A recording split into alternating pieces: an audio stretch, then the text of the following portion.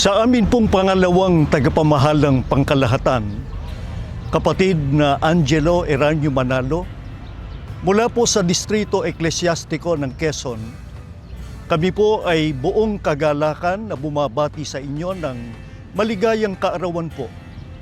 Sa pangunguna po naming mga ministro at mga manggagawa, kasama po ng aming mga may bahay at ng aming buong sambahayan, maging ng lahat ng mga kapatid at mga may tungkulin, ay nakikiisa po sa buong iglesia sa pagpupuri at pagpapasalamat sa ating Panginoon Diyos at sa ating Panginoong Hesukristo sa kanila pong namamalaging basbas at patnubay sa inyo upang mamalaging malakas na katuwang ng ating pong tagapamahalang pangkalahatan, ang kapatid na Eduardo B. Manalo, sa pagmamahal at pagmamalasakit sa buong iglesia.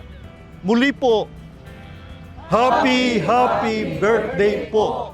We love you po! Happy birthday!